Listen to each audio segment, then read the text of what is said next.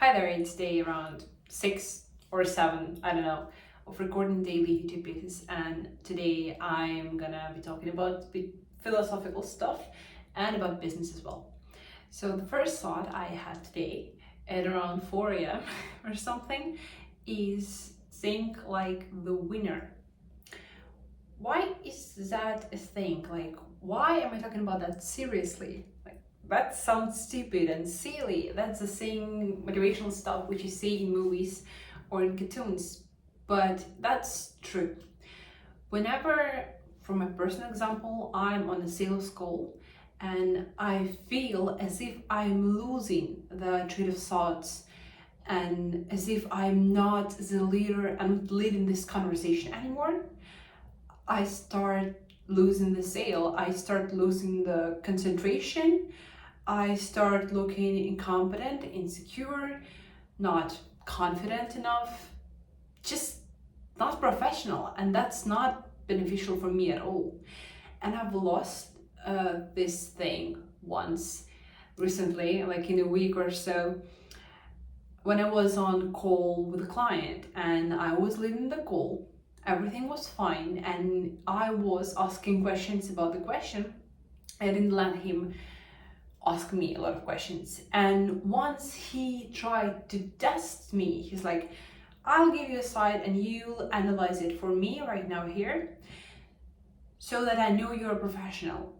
And I'm like, dude, in my head I was like, dude, I analyze hundreds of job sites and I know I can comment like for an hour about heading.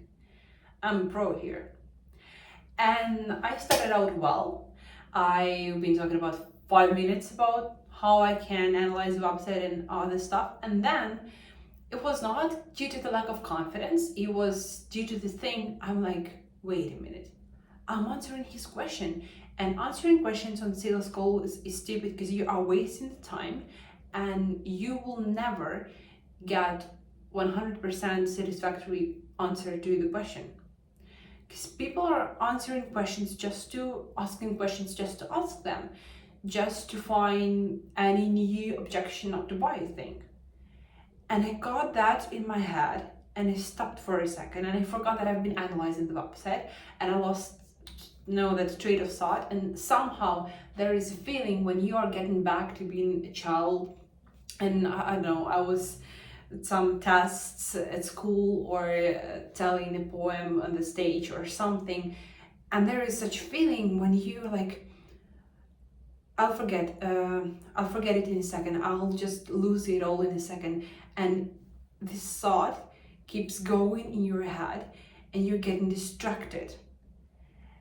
And that happened with me for a second. I did not lose it because I'm not a tiny child, but I think it was noticeable for a few seconds that I lost my train of thoughts that looked incompetent. I hated myself for that, but that's a human feature. I guess that I made a joke about it later. I got into my artistic train of thoughts and I lost the logical rank or row of where my thoughts were going. So we laughed about it together, and I guess that was fine with the situation. It made it humane and relatable. But the idea here is when you are entering a situation, a project, a sales call, launching a product line, real stories, whatever you do in business, if you are from the first step, from the first idea, approach it as if you are the leader here, you are the winner here, you know how to do this, then you'll get it. And I have a friend who studies at the university, and there is ranking system in university, or when you get not an ABC but you get 100 points, and some of the students managed to get 110 points, 102, despite the fact that 100 was maximum point here. Okay, that was the maximum score. You couldn't have scored more, but some students did. And I'm like, that's genius.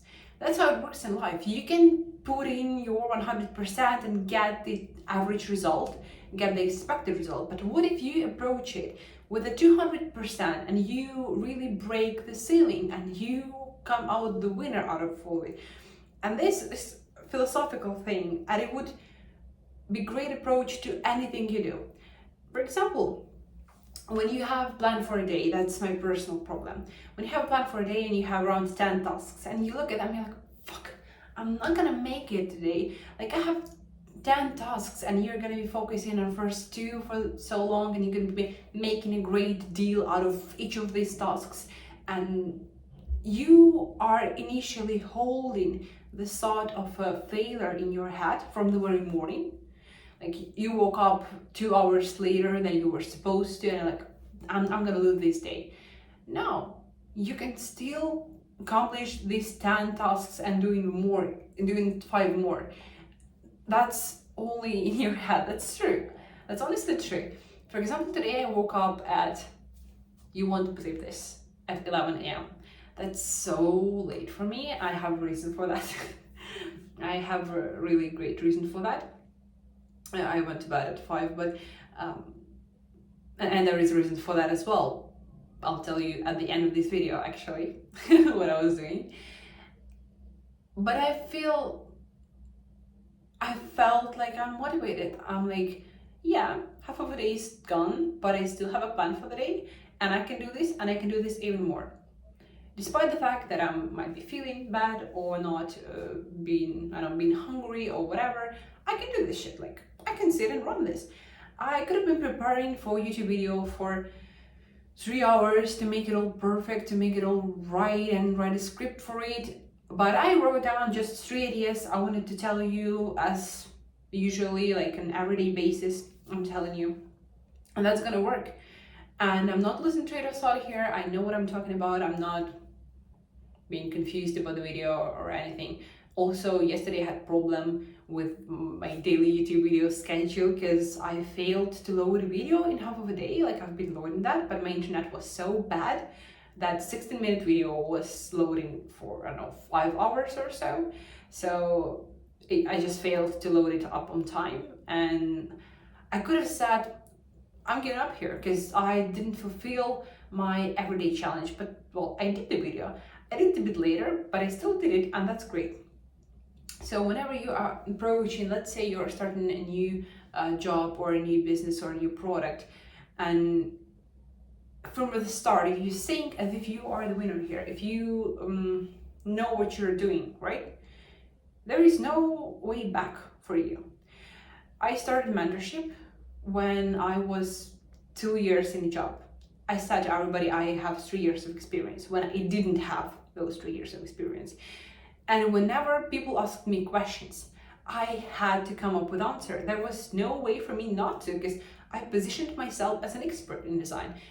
And I had to figure it out, because I approached this deal as if I am 150% in, as if I am the expert here. And I became one. Fake it till you make it. But that's so cliche, but it's so true. And I have designers in my team. Sometimes when they feel confident, when you said compliment to them, everything is going great, weather is great, they do their job at a 200%. Like, they are doing a great job. I see that and I feel it. But sometimes I am giving them a task. It's, I don't know, easier task than they did before. Like, I know they can do this. I know they can perform it. That's not a problem. That is new type of task, but it's easier than all of the things they've done before. But the problem is, in the way they're thinking often, is when they are seeing some new task, which is kind of dangerous and unknown, they are being stopped, I don't know what's happening, and they feel like from the very start, they can't do 100%, they can only do 10% because they know too little. And then they do this 10% and they come to me and they're like, what should I do next? And my approach to this, I'm asking them the same question. Like, you've done similar stuff. That's easy stuff, that's logical stuff. What do you think? What are you guessing you should be doing next? Because everything in life is logical and you can use this logic, right? And they are saying, because they already know what they should be doing. But somehow that's about confidence. I don't know what is that about. But they think as if they are not 100%, they are not an expert. Like, if you are approaching things with responsibility, with all seriousness, and you are fully in, you can break the ceiling and do pretty much any task you want. There are pilots flying the planes, and they do not think as if I'm too stupid to fly a plane. They are same human as we are. There are legendary artists and singers in the world, and they are not different from us. Not at all. Like, they are same humans with same life and same weaknesses and flaws. Some of them have addictions to alcohol or to drugs. And that's what other people do. Like, what makes us different? Only this approach like a winner. So that was my philosophy for 10 minutes, and now I have 2 more thoughts to cover here. I wrote some ex-posts, and I'm gonna read that to you. At the start of the business, you are the business. If everything collapses without you, you are the business. Also, at this point, business is your job, not a business yet. Okay, that's true, and that's fine. That's what I heard from Cody Sanchez. When you are building business or a company, and if you are not working for one day or for a week and everything collapses around you, then that's not a business yet. That's just your job, which you're supposed to do daily. And that's fine, because all the businesses have this initial stage. And I'm so happy at the moment, because business has different processes, okay? And we have process of creating leads, of attracting cold leads, then preparing warm leads, making sales, organizing projects, doing design, finishing it all up, publishing, doing promotion on social media and other stuff. And we have a lot of processes. But the main process, which takes up most of our time, is designing actually and doing branding. At the moment, I'm so happy. I have just 2 designers. It's little number, I know, but I figured the way how not to do design myself and how to make design projects function almost without me, almost without my corrections. That's great progress, that's huge progress. I'm proud of that. And when I'll be able to arrange all of the processes so that they would function without me, I would just go out for a day and not do work, and the business would still function and people would get money out of it. That's gonna be, I don't know, my dream coming true. But that's real, that's the goal I have, and I'm willing to fulfill that goal in half of a year for like 200%. That's a promise to myself I made. But why business owner is important even at this stage when it's business is not his job anymore? Because you always have to, or not to automate, perfect all the processes you have.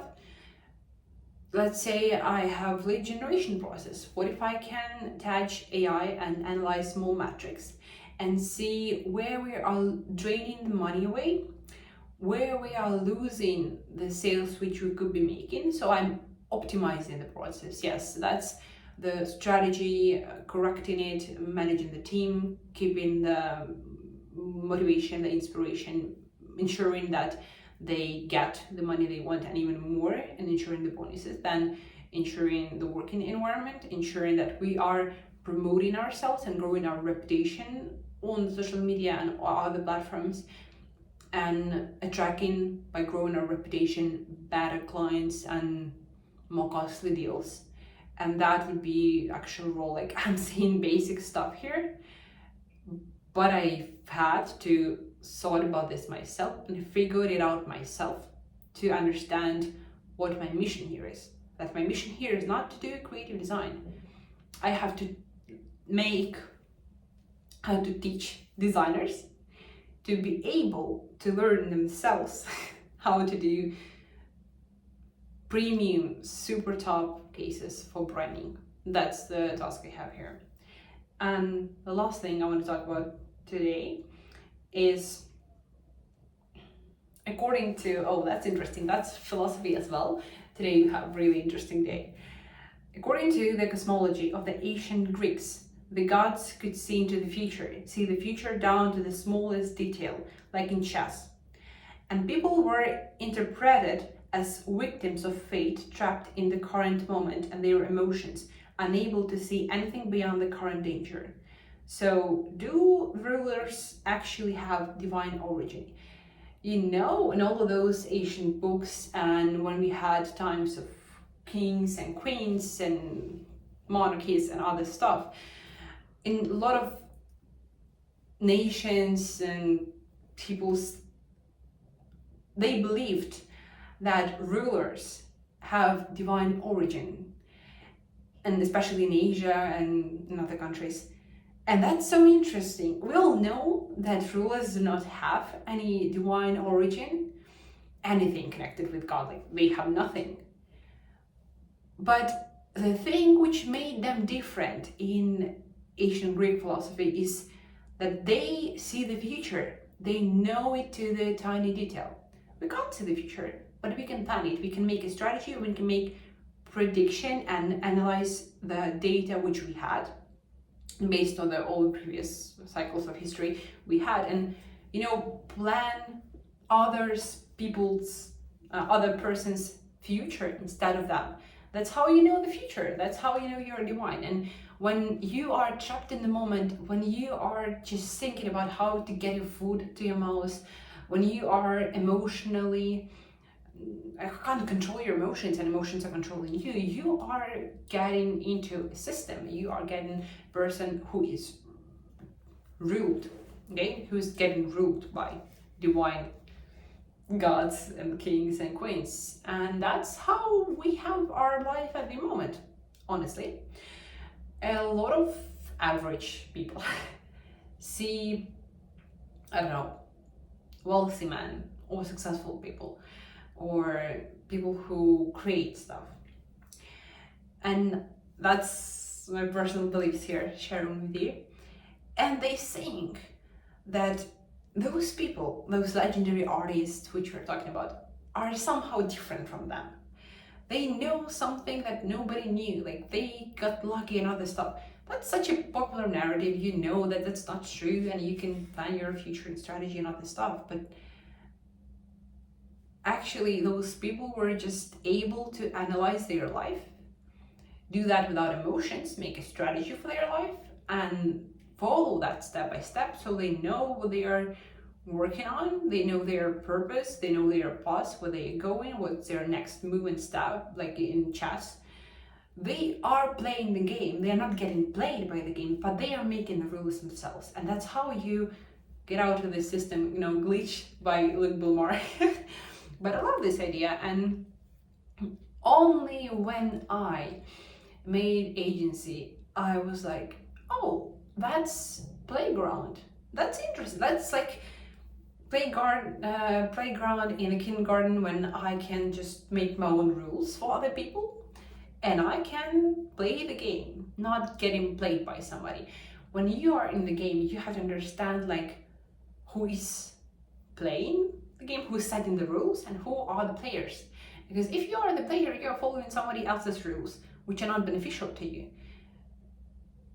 That's the advantage of having a business, or I don't know, setting any other rules in your life. So that's it. Oh, I wanted to make this video the shortest, and now it is the longest out of all the videos, but that was pretty intense and interesting. And by the way, today is my birthday and I'm making these videos, and I decided that I'm going to be keeping this working mode and grinding to make my dreams come true. Meaning having profitable and flourishing badass agency. That's what I'm dedicating this day for. And have a nice day. See you tomorrow.